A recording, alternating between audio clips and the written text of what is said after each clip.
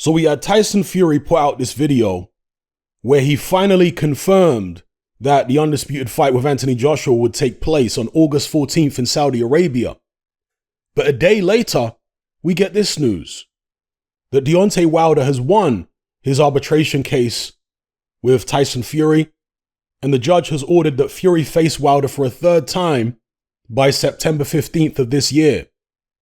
Now, during this whole period of negotiation between Team Fury and Team Joshua, Bob Arum has been very dismissive publicly about this Deontay Wilder arbitration case, acting as though it wasn't a problem, that he understood the contract had expired at the back end of 2020, and there was nothing on their side that would prevent them from going ahead and fighting Anthony Joshua. Given the fact that Bob Arum and Frank Warren have seemingly sat on their hands and let Eddie Hearn do all the legwork and the heavy lifting with regards to trying to find a location and sort out a deal with regards to site fees and what have you, it does make you wonder whether Bob Arum knew all along that there was a very good chance that this arbitration with Wilder's team could derail the undisputed fight. And if that's the case, then Bob Arum perhaps was stringing not only Eddie Hearn along, but also Anthony Joshua, his own fighter Tyson Fury possibly, although there's the possibility that Tyson Fury was in the know, and indeed stringing along millions of boxing fans. There's the possibility that that's what Bob Arum has been doing since the beginning. Now, in terms of solutions, Bob Arum has seemingly ruled out the prospect of paying Deontay Wilder step-aside money, which is very disappointing to hear. He appears to be saying that the Fury-Wilder trilogy fight can happen this summer, and then the undisputed fight of Anthony Joshua later on in November, December. This is not what most boxing fans want to hear. Most boxing fans want to hear that some type of deal is being worked out with Wilder to get him to step aside and allow the undisputed fight first.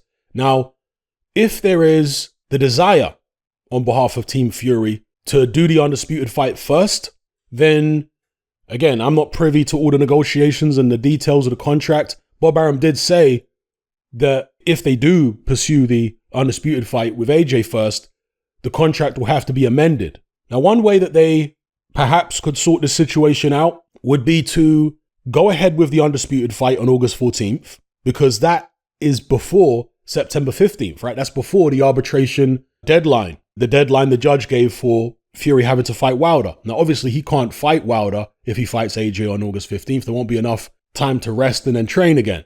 But because it's technically before that deadline, go ahead and fight AJ and then simply have the winner of the fight vacate the WBC belt. That could be one way to do it. Now, you might have to square that with Team Wilder first. Say, okay, we're going to go ahead and do this undisputed fight on August 14th. And after that, we're going to vacate the WBC belt so Wilder can fight whoever he wants for it. And if Team Wilder are not happy with that, they could throw a sweetener in there and say, okay, we'll vacate the WBC. Wilder fights whoever he wants for it. And then we have a rematch between AJ and Fury, and Wilder is guaranteed the winner of the rematch. See, that's one way of resolving the situation with regards to the rematch in the AJ Fury fight, because I would imagine it's unlikely that either Team AJ or Team Fury would want to go into an undisputed fight without a rematch clause in place. I know Bob Arum has talked about how he doesn't like rematch clauses and all this kind of stuff, but he's been called out on that and exposed on the fact that he has had rematch clauses in place for many of his top fighters. When it's an in-house fight, like Lopez versus Lomachenko, there's less need for rematch clauses in terms of protecting the interests of the promoters, right? Because whoever wins, they win. Both fighters are with them. Whereas when it's a fight of this magnitude, AJ Fury, and both fighters are represented not only by different promoters, but also different broadcasters, I have to imagine it's very, very unlikely that either side would be comfortable with going ahead without a rematch clause in place. So the way to get around that, as I've just explained, could be to go ahead and have the undisputed on August 14th. Perhaps you'd need the approval of Wilder to do so, and then let Wilder fight for the vacant belt after that, guaranteeing him a shot against the winner of the rematch in 2022. So let me know what you guys think in the comments below. Tremendously disappointed. I'm about to go and watch interviews with Frank Warren and Eddie Hearn and see what they have to say about the situation. I know Eddie Hearn's got to be absolutely gutted. I've seen the title of this video, interview with Eddie Hearn, where he's basically saying it's out of our hands now. It's all in Team Fury and Team Wilder's hands. It's for them to sort the situation out. And therefore, it's for them to decide what direction they want to go in. Do they really want this undisputed fight? If so, why is Bob Arum talking about it's better to get Deontay Wilder out the way because we're not going to pay him any step-aside money? Why is he talking like that? Also, Bob Arum has revealed, according to this tweet from Michael Benson, that he's reserved the Allegiant Stadium in Las Vegas for July 24th. Now, did he reserve this stadium for that date before he got the news about this arbitration result in favor of Wilder? Or had he reserved it long before July 24th? I don't know how you would find out, okay? I wouldn't expect Bob Arum to tell you the truth if indeed he had reserved it prior to that date. Maybe he'll surprise me. Now, I'm sure there are some people screaming at the screen right now saying, Hatman, the reason why Bob Arum is saying that we won't pay Deontay Wilder step-aside money is because Deontay Wilder's team have already turned down the step-aside money. They've already made it clear that they won't accept step-aside money under any circumstance. Well, I guess that's a possibility. But do you think that's probable? Do you think that Wilder and his team are desperate for the Fury trilogy fight, or they're desperate to get the WBC title back? Which do you think is their priority? For example, if they were given the choice of either fighting, let's say, Dylan White for the vacant WBC title or fighting Tyson Fury for the WBC title, which do you think they would pick, given Deontay Wilder's track record throughout his career? You let me know what you think, and I guess time will tell at the end of the day. But the whole situation is very disappointing, very concerning, and I have to acknowledge Derek Chisora at this point, because he said all along, despite the positivity from Eddie Hearn, from Anthony Joshua, and from eventually Frank Warren, Tyson Fury, and Bob Arum, despite, and obviously those guys have also expressed skepticism here and there, but they've also expressed positivity too. Despite all that, Derek Chisora was consistent in his negativity. He never once said, oh yeah, I think the fight's going to happen. No, he maintained all along this undisputed fight is not going to happen in 2021 because, and he said specifically because of the Deontay Wilder situation being unresolved. That is going to stop it from happening. It will happen in 2022. I hope that there is some way to salvage this. I hope there is some way for Derek Chisora to be wrong. But at this point, it's not looking good. Okay? But ultimately, I believe it comes down to the desire of each team. I think it's completely indisputable now that Team AJ, Eddie Hearn, Joshua himself, and so on, they want to fight. But with Team Fury, I'm not so sure if they want to fight next or not. And I'm not necessarily talking about Tyson Fury himself, but perhaps the people around him, the Bob Arums and the Frank Warrens. Because why would why would Bob Arum be talking about we're not paying Deontay step-aside money? Well, why? It's not like Fury won't be getting an astronomical sum for the undisputed fight.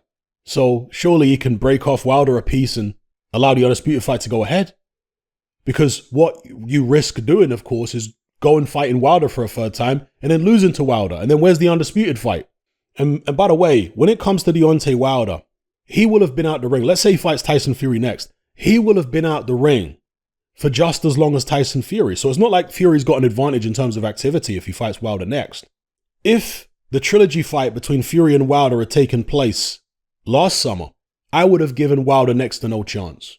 Because I don't think he really wanted the fight at that time. And I don't think he had enough time to prepare himself mentally, physically, and technically for a Tyson Fury rematch so soon after the second fight.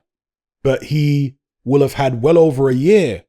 If he fights, let's say, Tyson Fury in August, he will have had well over a year since the first fight to improve, to recover mentally, emotionally, physically. And I personally, and maybe I'm in the minority here, I like a lot of the work he's been doing with Malik Scott, working on his technique and so on. It remains to be seen how well that translates to the ring. Maybe it'll all break down very quickly and he'll turn back to the wild swinging country bumpkin once the going gets tough. But like I say, I give him a much better chance now against Fury than I did a year ago because of the fact that he's had more time to recover and he's had more time to work on things. And Fury hasn't been any more active than he has. And if anything, even though both guys will have been out the ring for the same amount of time, Wilder stays in shape. Fury, even now, even though he's this changed man, he doesn't stay in shape. He still puts weight on. We still see him out drinking with Adrian Broner and doing all this kind of stuff.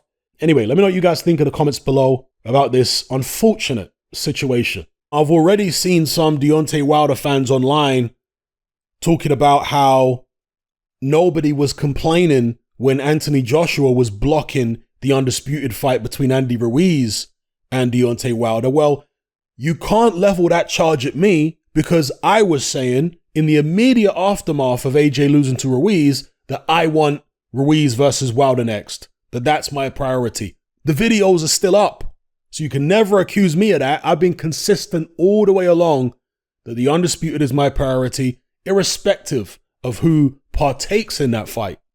But anyway, I'm out. Come and join me on Patreon and access my weekly no-holds-barred, censorship-free podcast where we lift the lid on a wide range of controversial topics. It's not mainstream friendly, it's not politically correct, but that's the whole point. We dare to stand as a beacon of reason against an army of insanity. Just head on over to my Patreon page and select the tier called Hatman Hot Topics.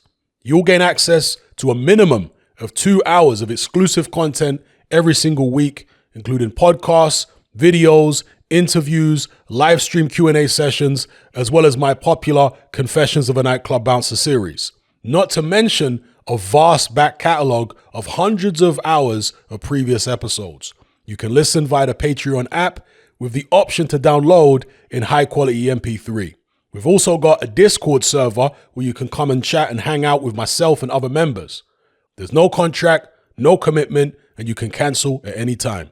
So come and join our community of free and critical thinkers by signing up with me here on Patreon today.